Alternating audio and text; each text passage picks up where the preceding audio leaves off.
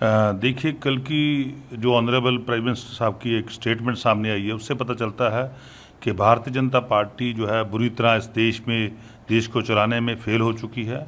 उनकी जो सेंटर सरकार है वो देश के वित्तीय प्रबंधन को देखने में बुरी तरह असफल हुई है।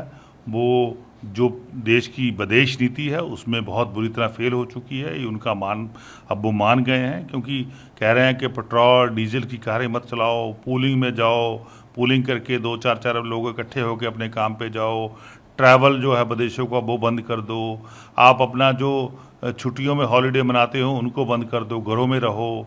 तो ये मैं समझता कि बहुत बड़ा आर्थिक संकट जो है वो देश के ऊपर मंडरा रहा है। इसके लिए भारतीय जनता पार्टी और मोदी जी जिम्मेवार है, क्योंकि ऐसा लग रहा है कि अनडिक्लेयर्ड जो फाइनेंशियल इमरजेंसी है वो देश के ऊपर इम्पोज कर दी गई है। अब बोल दिया गया कि आप सोना नहीं खरीद सकते, हम अपनी बच्चियों की शादी कैसे करेंगे, उनकी शादी ब्याह कैसे कर पाएंगे, उनके पास हमारे पास गोल्ड ही नहीं होगा।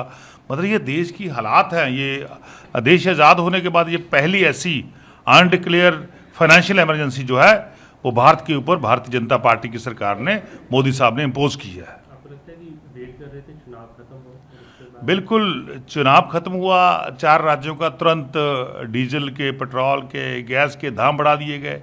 तो पहले वोट किसी और नाम के कि हम महंगाई नहीं बढ़ाएंगे, जब वोट मिल जाता है तो महंगाई की मार डाल देते हैं। तो अब भी देखना 2-4 दिन में और डीजल और पेट्रोल के तेल दाम जो है बढ़ पाएंगे ना। तो इसका मतलब है कि कहीं ना कहीं बहुत बुरी तरह हमारी फॉरेन पॉलिसी फेल हो चुकी है। सो जो मोदी जी, जब भारतीय जनता पार्टी क्लेम करते हैं कि भारत जो है अब ट्रिलियन की इकॉनमी बन चुका है, उसकी असफलता जो है वो अपने आप मोदी साहब ने एडमिट कर ली है देश के सामने।